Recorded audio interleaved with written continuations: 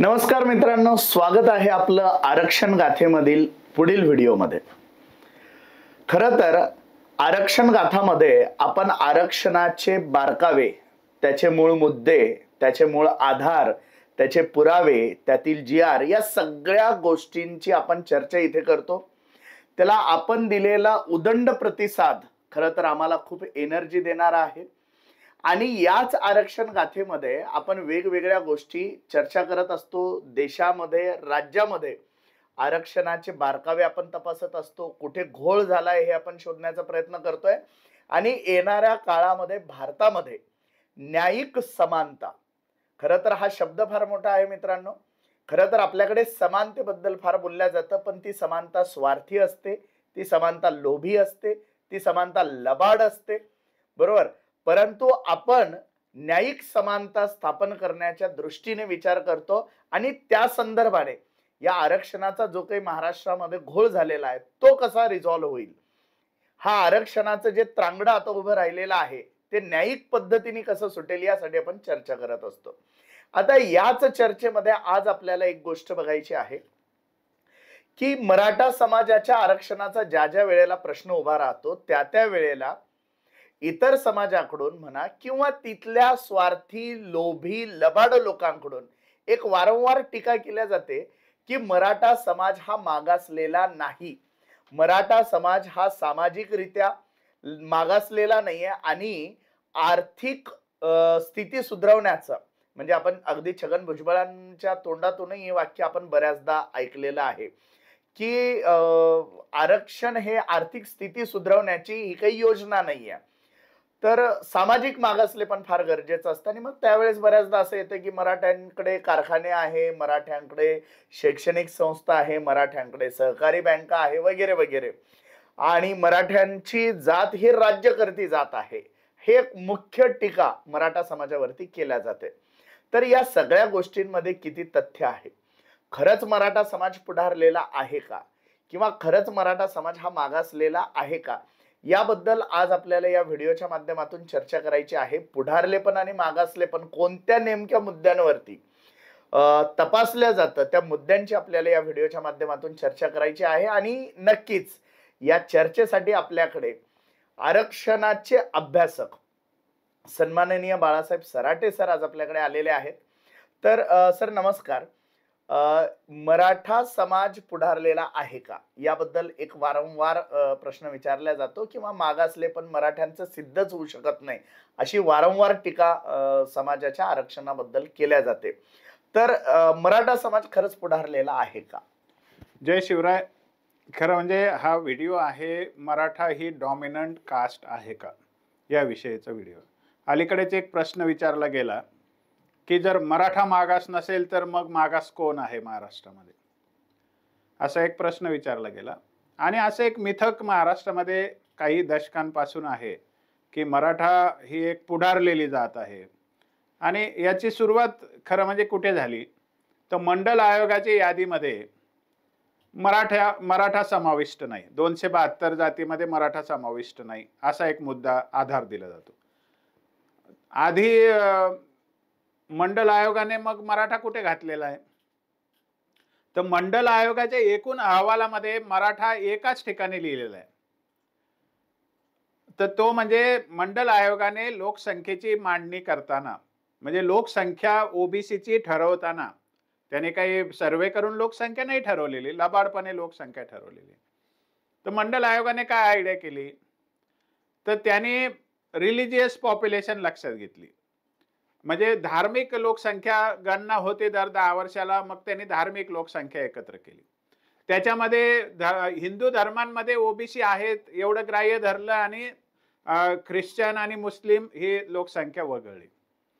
आणि मग जे हिंदू आहेत त्याच्यात कोण आहेत, मग हिंदूंमध्ये फॉरवर्ड हिंदू कम्युनिटी आहे आणि एससी एसटी आहेत आणि ओबीसी आहेत। तर मग एससी एसटीची पण लोकसंख्या दर 10 वर्षाने निश्चित होते, त्यामुळे हिंदू मधून त्यांनी काय केलं, एससी एसटी वजा केले।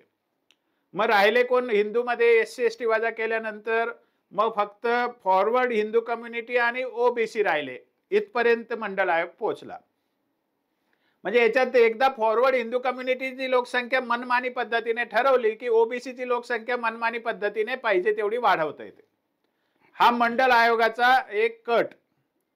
तर मंडल आयोगाने काय आधार घेतला, ही फॉरवर्ड हिंदू कम्युनिटीची लोकसंख्या ठरवताना म्हणजे पुढारलेल्या हिंदू जातींची लोकसंख्या ठरवताना त्यांनी हेडिंग दिलं फक्त पुढारलेल्या हिंदू जाती, त्याच्यात काही जातींची नावं घातली. म्हणजे त्याच्यात जाट आहे, त्यात गुजर आहे, त्यात ब्राह्मण आहे, भूमिहर आहे, राजपूत आहेत, कायस्थ आहे आणि त्याच्यात एक मराठा आहे आणि इतर असे 2% आणखी आहेत. तर आता एक लक्षात घ्या की ही पुढारलेल्या जाती गटाचं त्याने घेतलं कुठून, पुढारलेल्या जाती गट हा शब्द कुठून घेतला त्याने, ऍडव्हान्स्ड हिंदू कम्युनिटी असं 1931च्या जनगणना अहवालामध्ये आहे. आणि 1931च्या जनगणना अहवालामध्ये सोनार ही जात ऍडव्हान्स्ड हिंदू कम्युनिटी मध्ये आहे, पण मंडल आयोगात ती ओबीसी मध्ये आहे. म्हणजे मंडलची लबाडी बघा कशी आहे. आणि ऍडव्हान्स हिंदू कम्युनिटीमध्ये मराठा समाज हा इंटरमिजिएट कम्युनिटीमध्ये आहे, ऍडव्हान्स हिंदू कम्युनिटीमध्ये नाहीये. हा फ्रॉड मंडल आयोगाने केलेला आहे मूळतः.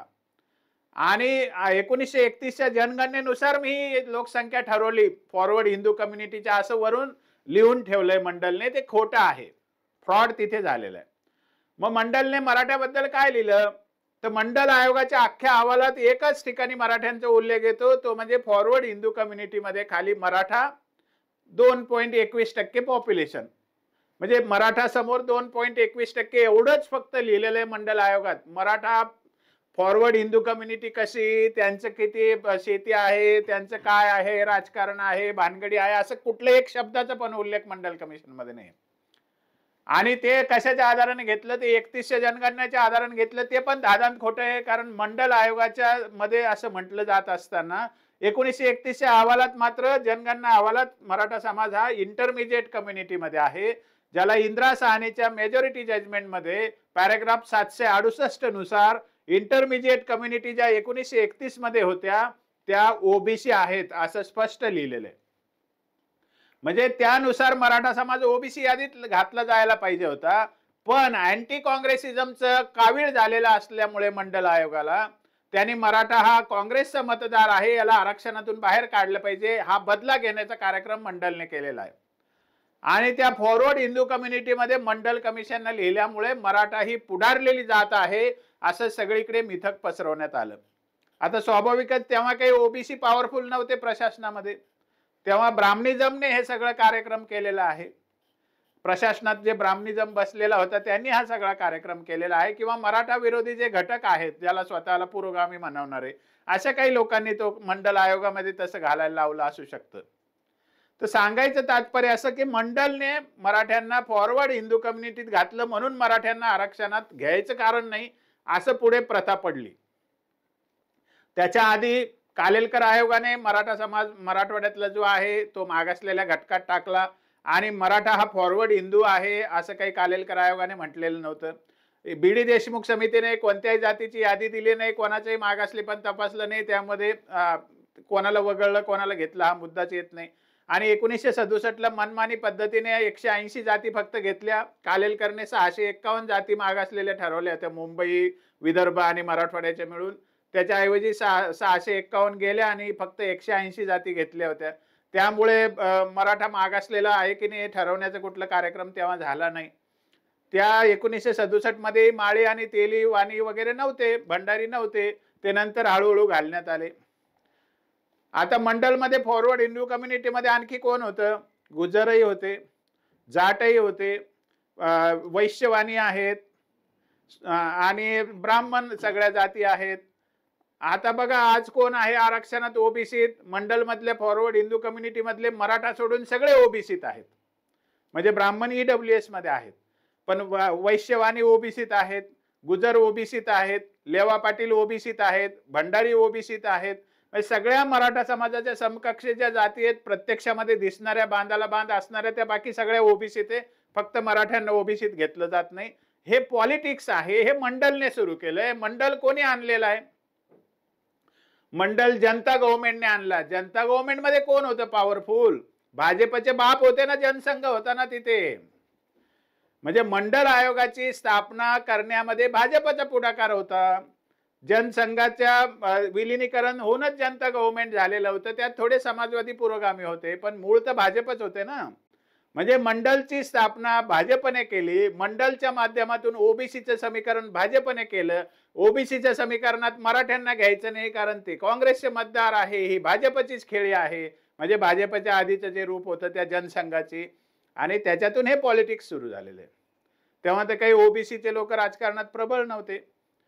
तर तिथे सुरू झालेला जो विषय आहे, दरम्यान श्रीनिवास नावाचे एक समाजशास्त्रज्ञ, त्यांनी त्यांच्या कर्नाटकामध्ये ज्या जाती आहेत त्याच्या अनुषंगाने समाजशास्त्राचं एक पुस्तक लिहिलेलं आहे. त्याच्यामध्ये डॉमिनंट कास्ट कोणत्या कोणत्या भारतामध्ये, त्याच्यात एक उदाहरण देताना एक ओझरता उल्लेख मराठा समाजाचा केलेला आहे. मराठा समाजावर अभ्यास मांडलेला नाही त्यांनी, पण फक्त ओझरता उल्लेख केला. पण 1982 मध्ये लेले नावाच्या एका पॉलिटिकल सायन्सच्या प्राध्यापकाने एक पुस्तक लिहिलं, पॉलिटिकल सायन्सचं, राज्यशास्त्राचं. त्याच्यामध्ये मराठा ही डॉमिनंट कास्ट आहे असं लिहून ठेवलं. मी सांगितलं ना त्या काळात ब्राह्मणिझमची सगळी खेळी होती म्हणून. अजून मंडल म्हणजे अजून मग मराठा ही डॉमिनंट कास्ट आहे अशी सगळीकडे मिथक पसरण्यात आली.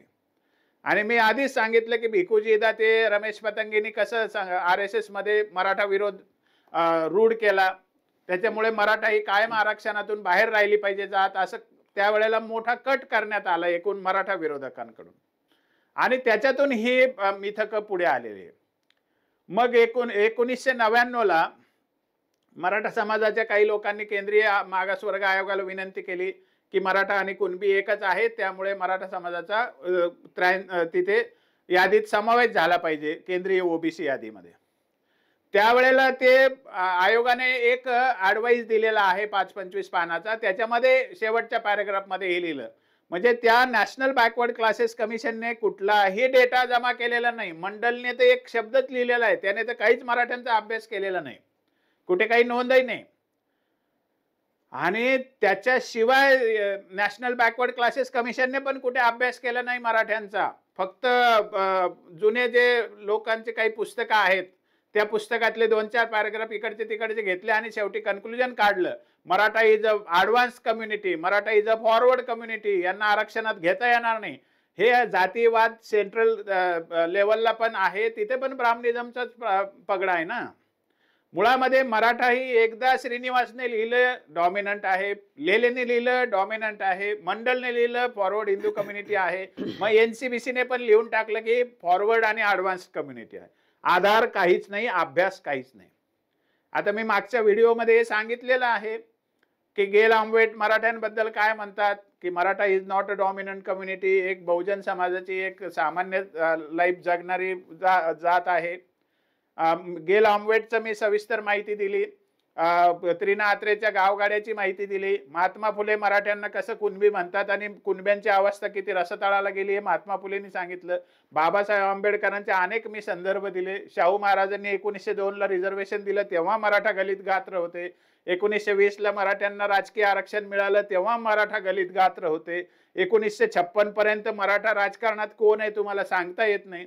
1974 पर्यंत 5 मराठा नेत्यांची नावं सांगा राजकारणातली, तर ती सांगता येत नाहीत.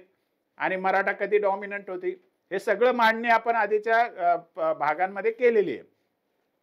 आता आपल्याला वर्तमानात काय आहे त्याचा विचार करायचा. हा प्रश्न आता का आला, का आपण याचा व्हिडिओ बनवतोय? कारण 2014 ला राणे समितीच्या अहवालाच्या आधारे मराठ्यांना आरक्षण दिलं गेलं. आता खरं म्हणजे राणे समितीचा अहवाल भारतातल्या कुठल्याही अहवालापेक्षा बेस्ट अहवाल होता. नंतर गायकवाड कमिशनचा अहवाल त्याच्यापेक्षा चांगला आला, हा भाग नंतरचा. राणे समितीचा अहवाल आयोगाचा नाही म्हणून कोर्टाने त्याच्यावर ताशेरे ओढले. आणि तेच कोर्ट कसं खोट्या माहितीच्या आधारावर निर्णय देतं की बापट आयोगाचा अहवाल स्टॅच्युटरी कमिशनचा अहवाल आहे असं कोर्ट म्हणतं. मुळात बापट आयोगाचा अहवाल एका GRच्या आधारे नेमलेल्या कमिशनचा अहवाल होता, तेव्हा कायद्याच आलेला नव्हता, राज्य मागासवर्ग आयोग कायदा. म्हणजे बापट आयोगाच्या आधीचे सगळे आयोग जे महाराष्ट्रात म्हटले गेले ते स्टॅच्युटरी कमिशन नव्हते. पण कोर्टाला चुकीची माहिती सरकार देतं, प्रशासनातील लोक चुकीची माहिती देतात. तर त्या आरक्षणाला स्टे देताना मुंबई उच्च न्यायालयाने एक जजमेंट दिलेला आहे, इंटरिम जजमेंट आहे. त्या जजमेंटमध्ये एका पुस्तकाचा संदर्भ दिला याचिकाकर्त्याने जो आक्षेप घेतलाय त्याच्या अनुसरून. हे जजमेंट फार महत्वाचं आहे या डॉमिनंट कास्टच्या संदर्भामध्ये. म्हणजे 14 नोव्हेंबर 2014ला ती इंटरिम ऑर्डर मुंबई हायकोर्टची प्रसिद्ध झालेली आहे. त्याच्यामध्ये मराठा ही डॉमिनंट कास्ट कशी याच्याबद्दलचे काही मुद्दे लिहिलेले आहेत. त्या मुद्द्याचा मूळ आधार काय तर सुहास पळशीकरांनी महाराष्ट्रातले राजकारण स्थानिक संदर्भ नावाचं एक पुस्तक लिहिलं. सुहास पळशीकर आणि नितीन बिरमल यांनी ते संपादित पुस्तक आहे. ते 1996च्या पूर्वीचा डेटा त्याच्यामध्ये आहे आणि त्याच्यामध्ये 2-3 महत्वाचे मुद्दे घातलेले आहेत. तर कोर्टाने काय आक्षेप घेतलेले आहेत तर मराठा समाजाच्याकडे 120 पैकी 79 कारखाने आहेत. कोणते? सहकारी साखर कारखाने. मराठा समाजाकडे मोठ्या प्रमाणात शैक्षणिक संस्था आहेत. मराठा समाजाचे मोठ्या प्रमाणात म्हणजे 60 पासून आजपर्यंत 50% पेक्षा जास्त आमदार आलेले आहेत. मराठा समाजाचे सगळे मुख्यमंत्री मराठा समाजाचे झालेले आहेत. मराठा समाजाकडे मोठ्या प्रमाणात जमिनी म्हणजे त्यांनी तर सांगितलं की 90% जमिनी मराठ्यांकडे आहेत. म्हणजे हा अतिशय लबाड आणि खोटा विषय कोर्टाने सुद्धा त्यांच्या जजमेंटमध्ये घेतला. It is a fraud on constitution. Court तथ्य न तपासता जेव्हा असं म्हणतं तेव्हा तो फ्रॉड असतो. सत्याची प्रतारणा कोर्टाला सुद्धा करता येत नाही आणि केली तर ते कोर्ट चुकलं असं त्याला म्हणायचा नागरिकांना अधिकार असतो. हे लक्षात घेतलं पाहिजे की मराठ्यांकडे महाराष्ट्रातल्या 90% जमिनी आहे हे स्वतः सुहास पळशीकरच्या पुस्तकात पण लिहिलेलं नाही. हे आपण लक्षात घेतलं पाहिजे. पण कोर्टाने तसं लिहिलंय आणि त्याच्यामुळे आपल्याला या मुद्द्याचा विचार वारंवार करावा लागतो. आणखी एक गंभीर गोष्ट मी तुम्हाला सांगतो. खरा फ्रॉड तर अजून पुढे आहे. ते जसंच्या तसं इंटरिम जजमेंट मधलं जसंच्या तसा पॅराग्राफ आता 5 मे 2021ला जे सुप्रीम कोर्टाचं जजमेंट आहे मराठा समाजाचं त्यात सुद्धा जसंच तसं लिहिलेलं आहे आणि त्याचं उत्तर सरकारने अद्याप दिलेलं नाही. असं धादांत खोटं स्टेटमेंट सुप्रीम कोर्टाने केलेलं आहे. मुळामध्ये वारंवार जो डेटा कोर्टासमोर आलेला आहे माझी स्वतःच्या याचिकेतून आम्ही तो डेटा समोर आणलेला आहे आणि कोर्टासमोर हे लिखित स्वरूपात भाराभर पानाच्या पानं उत्तरं दिलेली आहेत की Maratha is not a dominant caste म्हणून. पण सुप्रीम कोर्टाने मनाला वाटेल तेवढंच वाक्य घ्यायचं आणि डेटा बघायचाच नाही असं पाप केलेलं आहे मराठा आरक्षणाचा निकाल देताना. आता हे जे आक्षेप घेतलेले जे जसाच्या तसा पॅराग्राफ म्हणजे हायकोर्ट मुंबई हायकोर्टचा 14 नोव्हेंबर 2014चं जे इंटरिम जजमेंट आहे त्यातला जसाच्या तसा पॅराग्राफ शेवटचं वाक्य सुद्धा जसाच्या तसं त्या जजमेंट मध्ये आहे. 5 मे 2021चे जे मराठा आरक्षणाचं जजमेंट आहे सुप्रीम कोर्टाच्या घटनापीठाने जसाच्या तसा पॅराग्राफ लिहिलेला आहे आणि त्याच्यातलं वाक्य जसाच्या तसं आहे की याच्या विरुद्ध सरकारने कोणताही आक्षेप घेतलेला नाही.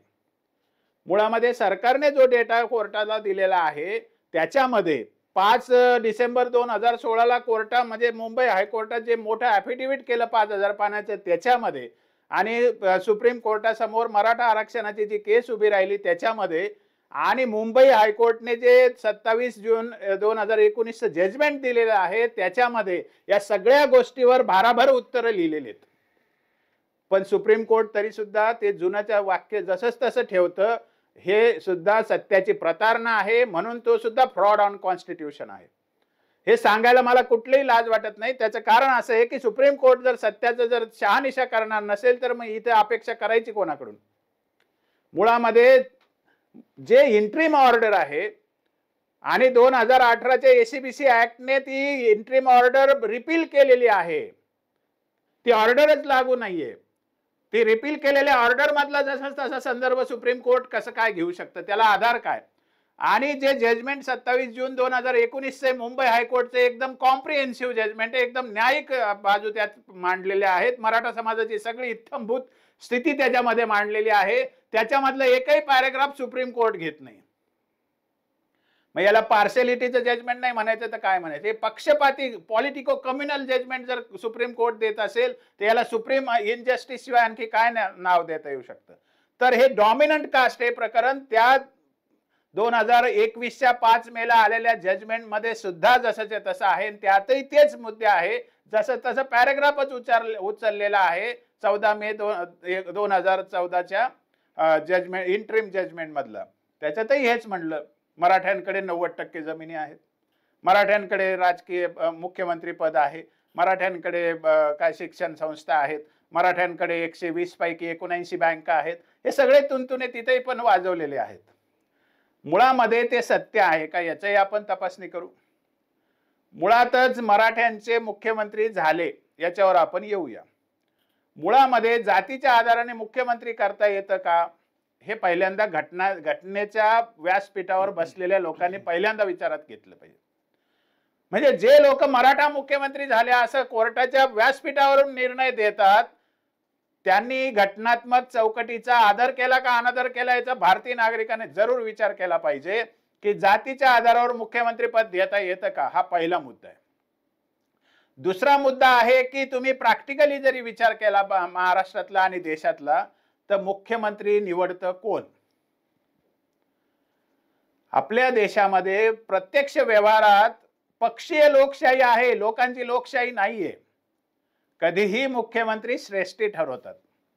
त्यामुळे फडणवीस साहेब जेव्हा म्हणाले की एकनाथ शिंदे साहेब हे मुख्यमंत्री आहेत आणि मी मात्र बाहेरून सरकार बरोबर सहकार्य करणार आहे, त्यावेळेला वरून आदेश आला तुम्हाला उपमुख्यमंत्री म्हणून काम करावं लागेल.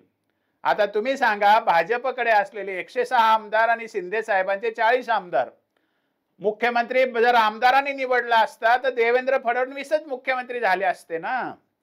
पण ऐनवेळी तिकडून ANI मध्ये एक स्टेटमेंट येतं राष्ट्रीय अध्यक्षांचं आणि तिथे एकनाथ शिंदे मुख्यमंत्री, देवेंद्र फडणवीस उपमुख्यमंत्री. तर मुख्यमंत्री ठरवला कोणी महाराष्ट्रामध्ये हे काय कोर्टाला माहिती नाहीये. कोर्ट काय डोळे बंद करून महाराष्ट्र देशात वावरतंय का, माणूस नाही का कोर्ट. तर मुख्यमंत्री ठरवण्याचा अधिकार आमदारांना आहे का महाराष्ट्रामध्ये. सगळे श्रेष्ठीने ठरवलेले मुख्यमंत्री आतापर्यंत झालेले. उदाहरणार्थ यशवंतराव चव्हाण तर 4-5 वर्ष मुख्यमंत्री होते, ते 56 ते 60-61 पर्यंत होते. परंतु त्यांच्यानंतर कन्नमवार झाले, त्यांचा मृत्यू झाला 1.5 वर्षानंतर, म्हणून वसंतराव नाईक मुख्यमंत्री झाले. मग ते 12 वर्ष मुख्यमंत्री होते हे कोणी सांगतं का.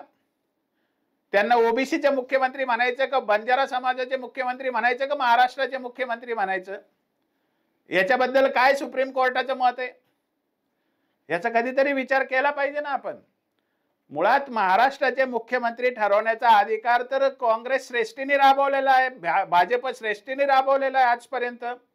उदाहरणार्थ केंद्रामध्ये शरद पवार कॉम्पिटिटर होऊ लागले आणि म्हणून मुंबईच्या दंग्याचं निमित्त करून त्यांना राज्यामध्ये पाठवलं. मग ते राज्यात काय मराठ्यांनी मुख्यमंत्री केलं का त्यांना. उदाहरणार्थ शरद पवारांचं सरकार स्थापन झालं 78 मध्ये आणि अतिशय पॉवरफुल सरकार होतं, शरद पवार मुख्यमंत्री होते. 1980 ला इंदिरा गांधींनी त्यांना बोलून घेतलं मुख्यमंत्री असताना आणि त्यांना सांगितलं तुम्ही संजय गांधीच्या नेतृत्वात काम करा. शरद पवार साहेब म्हणले नाही करू शकत, माझे वैचारिक मतभेद आहेत. शरद पवार साहेब घरी येण्यापूर्वी दिल्लीतून त्यांचं सरकार तर बरखास्त करण्यात आलं होतं. मुख्यमंत्री कोण ठरवतं, मराठा ठरवतं का श्रेष्ठी ठरवतात. हे कोर्टाला माहिती नाही का हा इतिहास. मुळामध्ये या गोष्टीच्या मुळे मराठा समाजावर प्रचंड अन्याय होतो. 5 मे 2021च्या निर्णयामध्ये हा अन्याय केला गेलेला आहे. सरळ सरळ पक्षपाती निर्णय दिसून येतो. तर याच्यामध्ये मराठा ही डॉमिनंट कास्ट आहे का. महाराष्ट्रामध्ये 1960 नंतर आजपर्यंत जे मुख्यमंत्री झाले त्याच्यात मेजॉरिटी मराठा जातीचे आहे हे सांगितलं जातं. पण त्याची उलट बाजू मी तुम्हाला सांगतो. एकाही मुख्यमंत्र्यांनी फक्त एक अपवाद विलासराव देशमुखाचा जर सोडला, एकाही मुख्यमंत्र्यांनी 3 वर्ष सलग टर्म पूर्ण करू शकलेला नाही. मग मराठ्यांची इच्छा होती का त्यांना काढून टाका म्हणून. मराठ्यांची इच्छा होती का त्यांना नियमा म्हणून. मराठ्यांचं काय सार्वमत घेतलं होतं का. शरद पवार 4दा मुख्यमंत्री झाले, एकदाही ते 3 वर्षाची टर्म पूर्ण करू शकलेले नाही या महाराष्ट्रामध्ये इतका पॉवरफुल नेता असून. म्हणजे मुख्यमंत्री कोण ठरवतं हे जरा प्रत्यक्ष इतिहास तपासला गेला पाहिजे ना. मराठा डॉमिनंट कास्ट म्हणताना अरे मराठ्यांसाठी मराठ्यांच्या नेत्याने काही नाही केलं तरी 3 वर्षे तुम्ही त्यांना मुख्यमंत्री राहू देत नाही. इतकं तुम्हाला मराठ्यांना पायदळी तुडवायचं असतं आणि तुम्ही काय सांगता मराठा ही डॉमिनंट कास्ट आहे म्हणून. गेल्या स्वातंत्र्यापासून आजपर्यंत जेवढे मुख्यमंत्री झाले, जेवढे राजकारणामध्ये मराठा समाजाचं शोषण करण्यात आलं तेवढं तर कोणत्याच जातीचं करण्यात आलेलं नाही. हे लक्षात घ्या ना तुम्ही. तुम्हाला जर असं वाटत असेल की मराठ्यांचे आमदार निवडून येतात म्हणून मराठा डॉमिनंट कास्ट आहे, तर मग बिहारमध्ये, उत्तर प्रदेशमध्ये, कर्नाटकमध्ये, तामिळनाडूमध्ये, मध्य प्रदेशमध्ये कोणाचे आमदार निवडून येतात जास्ती? कोणाचे मुख्यमंत्री जास्ती होतात? तर ओबीसीचेच आमदार निवडून येतात आणि ओबीसीचेच मुख्यमंत्री होतात. मग त्यांना आरक्षणात राहण्याचा काय अधिकार आहे? तुम्हाला जर वाटत असेल शिक्षण संस्था, कारखाने याचा विचार करायचा असेल तर मग उत्तर प्रदेशमध्ये, बिहारमध्ये, मध्य प्रदेशमध्ये, कर्नाटकमध्ये, तामिळनाडूमध्ये कोणाच्या हातात जास्ती कारखाने आहेत? सहकारी साखर कारखाने असतील, ग्रामीण व्यवस्था असेल, शिक्षण संस्था असतील ग्रामीण भागातल्या, कोणाच्याकडे? ओबीसीच्याकडे. काढा ना त्यांना आरक्षणाबाहेर तुम्ही. ते डॉमिनंट नाही ठरत का? मुळामध्ये राजकीय प्रतिनिधित्व हे एक व्यक्ती एक मत याच्यातून निर्माण होतं आणि राजकीय पक्षाला माहिती आहे की मराठा बहुल असलेल्या लोकांमध्ये मराठा चेहरा दिला की निवडून येतो, म्हणून राजकीय पक्ष तिकीट देतात. मराठा तिकीट मागायला जात नाही कधी समाज. मराठा समाजाने कधी ठराव करून राजकीय पक्षाला कळवलंय का या माणसाला तिकीट द्या म्हणून? मुळामध्ये राजकीय प्रक्रिया ही पक्षीय प्रक्रियेतून राबवली जाते. त्यामुळे मराठा समाजाचे आमदार, खासदार निवडून आलेले मराठा समाजासाठी काहीही करू शकत नाही, काहीही हालचाल करू शकत नाही. हा इतिहास आहे. आणि तरी सुद्धा त्यांचं शोषण केलं जातं, त्यांना डॉमिनेट केलं जातं. ही वस्तुस्थिती आहे. आजही भारतीय जनता पार्टी एवढी पॉवरफुल पार्टी आहे. कोण मराठा नेता भाजप चालवतो सांगा तुम्ही? लक्षात घ्यायला पाहिजे. शरद पवारांची पार्टी काही देशातली 1 नंबर पार्टी नाहीये किंवा 2 नंबर पार्टी नाही किंवा 3 नंबर पार्टी सुद्धा नाही. मुळामध्ये हे लक्षात घेतलं पाहिजे की कोणताही समाज ठराव करून आमचा मुख्यमंत्री करा असं काही म्हणत नाही कधी.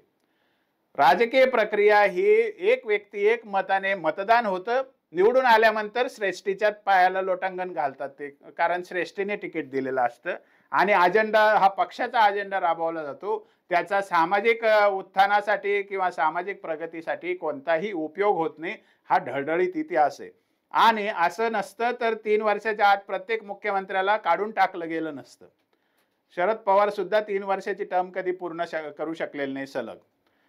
आणि याच्यामध्ये तुम्हाला आणखी सांगायचं म्हणजे दिवस मोजा, महिने मोजा, कोण जास्ती वेळ मुख्यमंत्री आहे तर 60 पासून 8 पर्यंत दिवस मोजले किंवा महिने मोजले तर अर्धा काळ सुद्धा मराठ्यांच्या मुख्यमंत्र्यांच्या वाट्याला आलेला नाही. इतर जातीचे मुख्यमंत्री हे जास्ती काळ राहिलेले आहेत. आमदारकीचं सुद्धा लक्षात घ्या की तुम्ही आरक्षणाची बाता करताना कुणबी हे ओबीसीत धरणार आणि आमदाराची संख्या मोजताना कुणबी हे मराठ्यांबरोबर धरणार. हा लबाडपणा आहे. मराठा आणि कुणबी जेव्हा एकत्र येतात तेव्हा त्यांचे काही आमदार जास्ती निवडून येतात आणि ते काही आरक्षण नाहीये. पक्ष जो उमेदवार देतो त्याला मतदान करण्याची मराठा समाजाची पद्धत आहे. अनेक उमेदवार असे आहेत पक्षाचे असतात, शिवसेनेचे असतील किंवा भाजपचे असतील की ते दुसऱ्या जातीचे असतील तरी मराठा बहुल भागामध्ये निवडून येतात. समाज काही जातीचा आहे म्हणून मतदान करतो हे मिथक आहे. असं होत नाही प्रत्यक्षामध्ये. मराठा समाज जातीवर मतदान नाही करत, पक्षाच्या एकूण परिस्थितीवर मतदान होतं आणि आपल्या देशात पक्षीय लोकशाही हीच प्रभावी लोकशाही आहे. आपण आता तात्विक मुद्द्यांचा विचार करू की मराठ्यांकडे 90% जमिनी आहेत का? म्हणजे एकूण शेतकरी वर्गामध्ये मराठा 90% नाहीये, पहिली गोष्ट. दुसरी गोष्ट, जमीन धारणा जर लक्षात घेतली तर इतर जातीच्या जमीन धारणेचं जर सरासरी काढली, म्हणजे माळी जातीच्या जमीन धारणेची सरासरी काढा तुम्ही, वंजारी जातीच्या जमीन धारणेची सरासरी काढा, धनगर जातीच्या जमीन धारणेची सरासरी काढा, तर या सरासरीमध्ये कोळी जात आहे, आगरी जात आहे, जमीन धारणेची एकूण सरासरी काढा ना तुम्ही. त्या सरासरीमध्ये मराठा पहिल्या नंबरला येत नाही. पहिला मुद्दा. दुसरा मुद्दा, जमीन धारणेचा आपण आजच्या काळात जर व्हॅल्यू काढली, आपण जर त्याचं मूल्यांकन काढलं तर महाराष्ट्रात मराठा समाज हा साधारण 35% समाज आहे, 35% समाज आहे. मग महाराष्ट्राच्या एकूण संपत्तीमध्ये मराठ्यांकडे 35% संपत्ती आहे का? नुसती जमीन आहे. मग आम्ही म्हणलं धनगरांकडे मेंढरा आहे, त्यांना काय करायचं आरक्षण? अरे नुसते मेंढरा आहे म्हणून आरक्षणातून बाहेर काढता येतं का? म्हणून नुसती जमीन आहे म्हणून आरक्षणातून बाहेर काढतात का? ओव्हरऑल महाराष्ट्राच्या प्रगतीत मराठ्यांच्या वाट्याला काय येतं? 120 कारखान्यापैकी 79 आहे, ते तर 96-95 ची गोष्ट आहे. आता तर सहकारी साखर कारखाने पण राहिले नाही. मग 120च का धरायचे? महाराष्ट्रात 10,000 कारखाने आहेत ना.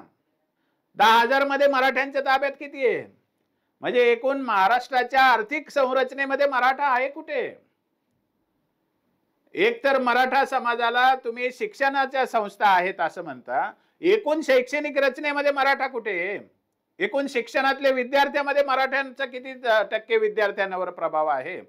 एक तर शिक्षणाच्या विद्यार्थ्यांची संख्या लक्षात घेतली तर मराठा समाज आज 15% वर जाऊ शकत नाही, 10% वरही जाऊ शकत नाही हायर एज्युकेशन मध्ये, जर सत्य जर आपण समोर ठेवलं. ज्या शिक्षण संस्था आहेत बोटावर मोजण्या इतक्या, त्याला सगळे नियम लागू आहेत. तिथे आरक्षणाचा नियम आहे, तिथे सरकारी अनुदान मिळतं म्हणून त्याचे नियम आहेत. एकाही व्यक्तीची भरती करताना युनिव्हर्सिटीचा प्रतिनिधी असतो, सरकारचा प्रतिनिधी असतो, सगळ्या नियमाने भरती करावं लागते. आरक्षण पाळावं लागतं की नाही पाळावं लागत? सोसायटीमध्ये आरक्षण पाळावं लागतं. महाराष्ट्रात सोसायट्या किती आहेत? 25,000पेक्षा जास्ती सोसायटी आहेत. त्यात शेती संबंधीच्या सोसायट्या 10% सुद्धा नाहीये.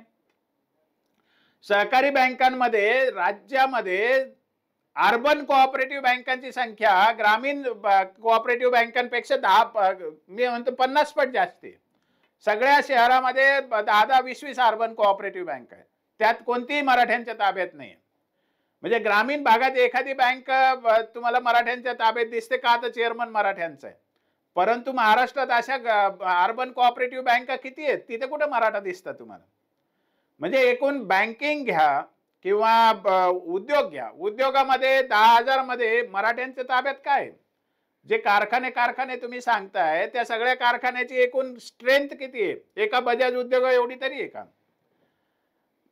मुळामध्ये आपण व्हॅल्यू जजमेंट घ्यायला पाहिजे की नाही? कोणत्या याचं किती व्हॅल्यू आहे, कॅपिटल किती आहे, रोजगार निर्मिती किती आहे, हे सगळं बघायला नको का आपण?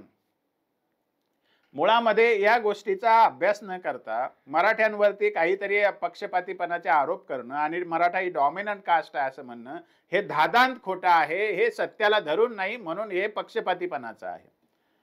हे आपण सगळ्यांनी लक्षात घेतलं पाहिजे. आणि आमदार निवडून आल्याने मराठ्यांच्या वाट्याला काही येत नाही म्हणून तर आरक्षणासाठी एवढे मोठे झगडे करावे लागतात ना. मग तुमचंच राज्य होतं ना, हे म्हणणं म्हणजे लबाडपणाचं लक्षण आहे. महाराष्ट्रामध्ये जर मराठ्यांनी जातीचं राजकारण केलं असतं तर हे म्हणायला कोणी आज समोर तरी येऊ शकले असते का? मराठा हे छत्रपती शिवाजी महाराजांचा आदर्श मानतात, छत्रपती शाहू महाराज, सयाजीराव गायकवाड, विठ्ठल रामजी शिंदेचा आदर्श मानतात, बाबासाहेब आंबेडकर आणि महात्मा फुलेंचा आदर्श मानतात. त्यामुळे मराठ्यांनी जातीवाद करत नाही. जात म्हणून मराठा कधी राजकारणात जातीवाद करत नाही. हे मराठ्यांचं चांगुलपण आहे. तुम्हाला बोलायला संधी दिली तर तुम्ही आमच्याच डोक्यावर नाचणार का? हे लक्षात घेतलं पाहिजे. मुळामध्ये मराठा ही डॉमिनंट कास्ट आहे हे मिथक ब्राह्मणी प्रवृत्तीने पसरवलेलं मिथक आहे. आणि ते कोर्टाला पण तसंच शेवटी आज न्यायालय कोणाच्या ताब्यात आहे? पहिल्यापासून न्यायालयाची व्यवस्था तर ब्राह्मणी प्रवृत्तीच्या ताब्यातच आहे ना. उच्चभ्रू लोकांचीच ती व्यवस्था राहिली ना. त्यामुळे गाव कुसात राहणारा मराठा समाजाचं दुःख न्यायालयाला दिसत नाही, ही तर वस्तुस्थिती आहे ना. तर हे लक्षात घेतलं पाहिजे की 2021च्या 5 मेला सुद्धा 14 नोव्हेंबर 2014चा जेव्हा पॅराग्राफ घेतला जातो, जे की इंटरिम जजमेंट आहे, ते जजमेंट रिपील झालेलं आहे, ते अस्तित्वातही राहिलं नाही, तेच सुद्धा त्याचं कसं काय कन्सिडर करते सुप्रीम कोर्ट? हा एक दुर्दैवाचा भाग आहे भारतासाठी.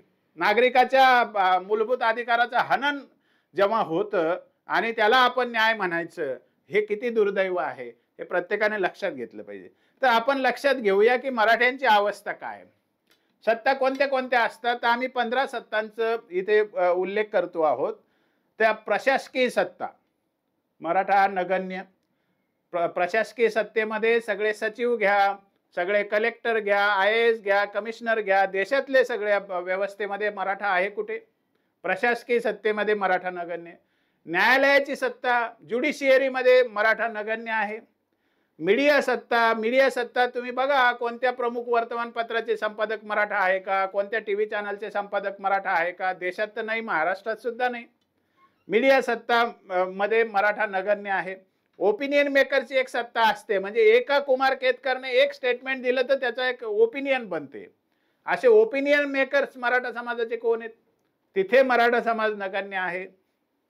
उद्योगपतींची सत्ता, जी उद्योगपतींची घराणी आहेत, अंबानी, अदानी वगैरे, बजाज, आपण जे ऐकतो धूत, अशी जी घराणी आहे, मराठा घराणा कुठे या सगळ्या घराण्यामध्ये जे कॉर्पोरेट वर्ल्ड तुम्ही ज्याला म्हणता, इंडस्ट्रीमध्ये सिने इंडस्ट्री असेल, ॲडव्हर्टाइजमेंट इंडस्ट्री असेल, अशा सगळ्या ज्या विविध सेवा क्षेत्रातल्या, व्यापारातल्या किंवा मॅन्युफॅक्चरिंग सेक्टरमधल्या ज्या मोठ्या-मोठ्या उद्योगपतींची घराणे आहेत, त्याच्यात मराठा कुठे दिसतो तुम्हाला? आर्थिक सत्ता जी एकूण देशाची आर्थिक सत्ता आहे, उदाहरणार्थ महाराष्ट्राच्या इकॉनॉमिक सर्व्हे तुम्ही वाचला तर तुमच्या काय लक्षात येतं, की मुंबई, ठाणे, पुणे, नाशिक आणि नागपूर या 5च शहराचे एकूण जीडीपी राज्याच्या जीडीपीच्या 55-60% पर्यंत असते. 5 शहरांचं, 5 जिल्ह्यांचं. तिथे मराठा डॉमिनंट नाहीये ना त्या जीडीपी मध्ये. मग मराठ्यांच्या ताब्यात काय राहतं? एक उरलेल्या 40% सगळा समाज आणि मराठा समाज येतो. मग मराठा डॉमिनंट कसा होऊ शकतो आर्थिक दृष्ट्या? शैक्षणिक सत्ता जे धोरण ठरवण्यात, एनईपी ठरवण्यामध्ये मराठ्यांचा काय वाटा आहे? शिक्षणामध्ये जेवढं शिक्षणावरती धोरण निश्चिती केली जाते, जे महत्वाचे कुलगुरू असतील किंवा शिक्षण सचिव असतील किंवा डायरेक्टर्स असतील, या सगळ्या ठिकाणी एमपीएससीचे डायरेक्टर असतील किंवा केंद्रीय आस्थापनाचे सगळे शिक्षणाचा विषय आहे, कुठे आयआयटी मध्ये मराठा दिसतो तुम्हाला? एम्स मध्ये कुठे मराठा दिसतो? आयआयएम मध्ये कुठे मराठा दिसतो? सगळ्या नवरत्न ज्या संस्था आहेत त्यात मराठा कुठे दिसतो? म्हणजे मराठा या सत्तेमध्ये नगण्य आहे. केंद्रीय नेतृत्वाची सत्ता, सगळ्या पक्षांचे केंद्रीय नेतृत्व काढा, कुठे दिसतो तुम्हाला मराठा? क्विनरी सत्ता असते, क्लास 1 पोस्ट, सीईओ आहे, कंपन्यांचे सीईओ, IAS, CA, डॉक्टर्स, अशा ज्या प्रतिष्ठेच्या पोस्ट असतात, तिथे कुठे मराठा दिसतो तुम्हाला? राष्ट्रीय महत्वाच्या संस्था आहेत, एम्स आहे, IITs आहेत, IIMs आहेत, याच्यात कुठे मराठा दिसतो? धर्म संस्कृतीची एक प्रबळ सत्ता आहे भारतामध्ये, त्याच्यात कुठे मराठा डॉमिनंट दिसला तुम्हाला? त्याच्यामुळे सामाजिक मागासले पण निर्माण होतं. हे काय ओबीसींना माहिती नाही? धर्मसत्य बाबासाहेबांनी शूद्रपूर्वी कोण होते कशासाठी लिहिलंय? याच्यासाठीच लिहिलं ना, ब्राह्मणांनी शूद्रांना कसं मातीत घातलं हे सांगतायत ना बाबासाहेब. धर्मसत्ता, संस्कृती सत्ता मराठ्यांच्या ताब्यात नाहीये. उच्च मध्यम वर्गाची सत्ता भारत कोण चालवतो? इकॉनॉमिक पॉलिसी कोण ठरवतं? टोमॅटो महाग झाले तर कसं सरकार धोरण बदलतं? कांदे महाग झाले तर सरकार कसं धोरण बदलतं? कारण शहरी मध्यम वर्गीयामध्ये मराठ्यांची सत्ता नाहीये, म्हणून तर शेतकऱ्यांना वाईट दिवस येतात आणि त्याच्यात मराठा समाज असतो. संशोधन व शास्त्रज्ञांच्या सत्तेमध्ये कुठे मराठा समाज आहे? नंतर शहरी व्यासपीठ असतात, साहित्य मंडळ असतात किंवा रोटरी क्लब असतात, लायन्स क्लब असतात, अशी जी फिकी आहे, असोचेम आहे, इव्हेंट मॅनेजर्स आहेत, या सगळ्या याच्यामध्ये PR कन्सल्टन्सी आहेत, याच्यामध्ये कुठे मराठा असतो? आणि साहित्यिक आणि सामाजिक गतिविधी ज्या शहरामध्ये होतात, म्हणजे चर्चासत्र असतील, परिसंवाद असेल किंवा आणखी जे कार्यक्रम आयोजित केले जातात, याच्यामध्ये मराठा समाज नसतो. म्हणजे 15 सत्ता आहेत ज्यांचा सामाजिक मागासलेपणावर थेट परिणाम होतो. त्या 15 सत्ता महत्वाच्या असून सुद्धा मराठा समाज त्यामध्ये नगण्य आहे. आणि राजकीय सत्तेमध्ये, देशातल्या एकूण राजकीय सत्तेमध्ये तर मराठा नगण्य आहेच, पण महाराष्ट्राच्या राजकीय सत्तेमध्ये जरांगे सारख्या फॅक्टरला उदयाला यावं लागतं, इतकं मराठा नगण्य आहे, निष्प्रभ आहे. म्हणजे आमचे प्रसाद लाड असतील किंवा प्रवीण दरेकर साहेब असतील किंवा नितेश राणे साहेब असतील, यांची भाजपमध्ये काय सत्ता आहे? फडणवीसांची स्तुती करणं आणि फडणवीसांना प्रोटेक्ट करण्याच्या पलीकडे तर त्यांची सत्ता जात नाही, अशी परिस्थिती आहे.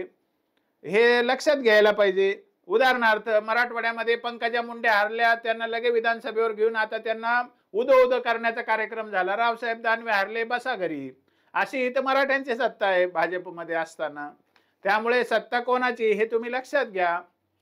मराठा समाज हा मूळतः एका चौकटीत अडकलाय समाज, आणि त्यामुळे तो एक आयसोलेट झाला, एकाकी पडलेला समाज आहे, हे आपण सगळ्यांनी लक्षात घ्या. तो जरी संख्येने जास्त असला तरी आज त्याला लोकशाहीचे आयुध, लोकशाहीचे लढे, लोकशाहीच्या सत्ता याच्यामध्ये तो आता बाजूला फेकला गेलेला आहे. कारण पारंपरिक शेती व्यवसाय, गावगाड्यातील त्यांचं वास्तव्य, गणगोत ज्याला आपण सामाजिक नातेगोते आणि प्रथा परंपरा याच्यामध्ये अडकलेला हा समाज आहे. त्यामुळे हा आधुनिक जे राष्ट्रीय प्रवाह आहे त्यापासून मराठा समाज हा मागे पडलेला आहे, एकाकी पडलेला आहे. म्हणून मराठा ही काही भारतातली डॉमिनंट कास्ट नाहीये. लोकसंख्या जास्त असून सुद्धा त्यांच्या प्रतिनिधी म्हणून जे निवडून येतात त्यांना मात्र पक्षीय लोकशाहीमध्ये फारसं मानाचं स्थान मिळत नाही. मिळालं तरी वैयक्तिक तुम्हाला काय घ्यायचं ते घ्या, मराठ्यांना काही द्यायचं भाषा करू नका, अशी तंबी त्यांना दिली जाते. आणि मराठा इतके महाराष्ट्रात पॉवरफुल असते तर फडणवीसांची स्तुती करण्यात त्यांचं आयुष्य गेलं नसतं. हे आपण सगळ्यांनी लक्षात घेतलं पाहिजे. त्यामुळे शेती, गावगाडा, गणगोत आणि प्रथा परंपरा या चौकटीत हा समाज अडकल्यामुळे लोकशाहीच्या लढाईमध्ये, ज्या आधुनिक शस्त्रास्त्र मिळवण्याच्या लढाईमध्ये मराठा समाज हा कमकुवत ठरत चाललेला आहे, एकाकी पडलेला आहे. Maratha is not a dominant caste in India और इवन इन महाराष्ट्र. हे सगळ्यांनी आपण लक्षात घेतलं पाहिजे. आर्थिकदृष्ट्या पण मराठा समाजाला महाराष्ट्रातल्या एकूण संपत्तीतला 10% पेक्षा जास्ती वाटा मिळत नाही. शैक्षणिक वाटा सुद्धा मराठ्यांना 10% पेक्षा जास्ती मिळत नाही. आणि कारखानदारी जरी तुम्ही लक्षात घेतली तर प्रायव्हेटायझेशन झालेलं आहे. आणि सगळ्या ठिकाणी जर सहकारी कारखाने असतील तिथे 50% रिझर्वेशन आहे, सोसायट्यांमध्ये 50% रिझर्वेशन आहे, शिक्षण संस्थांमध्ये 50% रिझर्वेशन आहे. आणि सगळ्या रचनेमध्ये 50% रिझर्वेशन आणि सरकारी नियमावल्या आहेत. त्यामुळे कुठल्याही संस्थेला जी सरकारची मदत घेते त्याला पक्षपात करता येत नाही. हे सगळं आपण लक्षात घेतलं पाहिजे. आणि मराठ्यांनी मुख्यमंत्री झाले तरी त्यांनी पक्षपात केला नाही म्हणून बाकीच्या लोकांना जोरात बोलायला आज आवाज फुटलेला आहे, कंठ फुटलेला आहे, हेही लक्षात घेतलं पाहिजे. या राज्यामध्ये गेल्या 7-8 दशकामध्ये राजकारणाच्या माध्यमातून, आरक्षणाच्या लाभाच्या माध्यमातून आणि एकूण सामाजिक रचनेमध्ये मराठा समाजावर प्रचंड अन्याय झालेला आहे, मराठा समाजाचं प्रचंड शोषण झालेलं आहे. त्याचं कारण हा समाज एक पारंपरिक समाज आहे, गावकुसात राहणारा समाज आहे, पारंपरिक शेती व्यवसायात अडकलेला समाज आहे आणि प्रथा परंपरा मानणारा समाज आहे. त्यामुळे या समाजाला नात्या गोत्याशिवाय फार काही आतापर्यंत साध्य झालेलं नाही. हे आपण सगळ्यांनी लक्षात घेतलं पाहिजे. आणि या समाजाकडे एक भारताचा नागरिक लोकांचा समाज म्हणून किंवा महाराष्ट्रातला एक नागरिकांचा समाज म्हणून आपण या समाजाच्या दुःखाकडे उघडपणे बघितलं पाहिजे, मोकळे मनाने बघितलं पाहिजे. आणि या समाज हा एकाकी पडतोय त्याला मेन स्ट्रीम मध्ये आणण्यासाठी सगळ्यांनी सहकार्य केलं पाहिजे. एवढंच मी या निमित्ताने सगळ्यांना कळकळीचं आवाहन करतो. धन्यवाद. तर मित्रांनो, हे होते सन्माननीय बाळासाहेब सराटे सर. मराठा समाज मागासलेला आहे की पुढारलेला आहे याबद्दल आता तरी आपल्या मनामध्ये कुठलीही शंका राहणार नाही, इतकं त्यांनी आपल्याला परखडपणे सगळ्या गोष्टींची सत्यता आपल्यासमोर मांडून समजावून सांगितलेलं आहे. तर मित्रांनो, हा व्हिडिओ जर आपल्याला आवडला असेल तर लाईक आणि शेअर करायला विसरू नका. आणि अजूनही जर आपण आमचं चॅनल सबस्क्राईब केलेलं नसेल तर आरक्षण गाथामधील पुढील वेगवेगळे भाग, त्यातील सत्यता समजून घेण्यासाठी या चॅनलला नक्की सबस्क्राईब करा. धन्यवाद. जय शिवराय.